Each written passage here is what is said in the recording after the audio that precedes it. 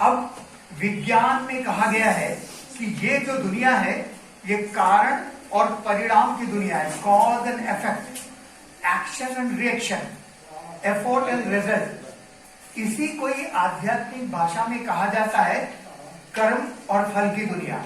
बात एक ही है। तो अब विज्ञान ने कहा है कि इस दुनिया में जो भी कुछ घटनाएं घट रही है बिना कारण का कुछ भी नहीं होता है। कुछ न कुछ इसके पीछे कारण है, क्योंकि कारण और परिणाम की दुनिया है। इसीलिए ये जो तीनों घटनाएं घट रही है, ऐतिहासिक, भौगोलिक और खगोलीय घटनाएं, इन तीनों घटनाओं के घटने के पीछे भी जरूर कोई कारण होगा। और उसके पीछे मूल कारण है हमारे इस साकार मनुष्य लोग। तीन लोग का चित्र दिखाइए। तो यहाँ पर इस चित्र में आप देखेंगे कि तीन लोग का चित्र है। उसमें सबसे ऊपर ब्रह्म तत्व कहाँ है? चित्र दिखाइए।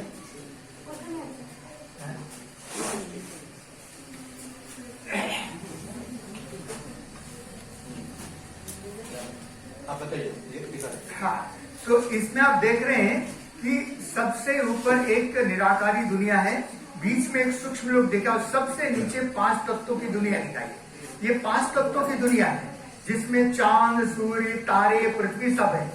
तो ये जो साकार मनुष्य लोग, जो 5 तत्वों की दुनिया है, इसकी 3 विशेषताएं।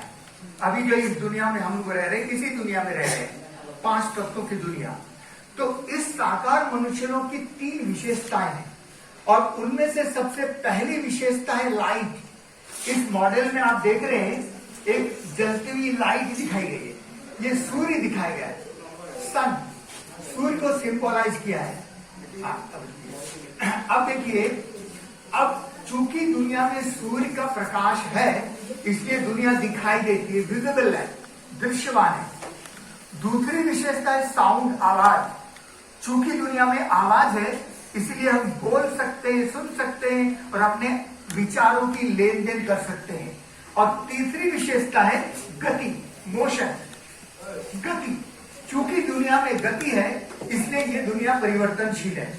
अगर दुनिया में गति नहीं होती तो परिवर्तन भी नहीं होता, परंतु हम अनुभव करते हैं कि हमारी दृष्टि निरंतर परिवर्तनशील है, क्योंकि यह गति है। तो ये जो मॉडल है खास करके गति के ऊपर केंद्रित है, जहां पर 3 प्रकार की गति दिखाई गई है। 3 प्रकार की गति आत्माओं की भी होती है और 3 प्रकार की गति पृथ्वी की भी होती है। आत्मा का चित्र दिखाइए। अब देखिए, आत्मा, हम सभी का वास्तविक परिचय क्या है? हम सभी का, यहां दे दीजिए,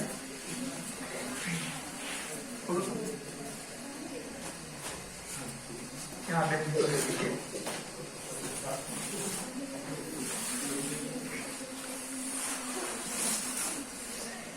अब देखिए, हम किसी से पूछते हैं आपका परिचय क्या है, तो स्वतः ही आप अपना नाम बताएंगे, अपना काम बताएंगे, अपनी जाति बताएंगे, परंतु हम सभी का असली परिचय है कि हम आत्मा हैं, और आत्मा दोनों भ्रुकुटी के बीच में निवास करती है।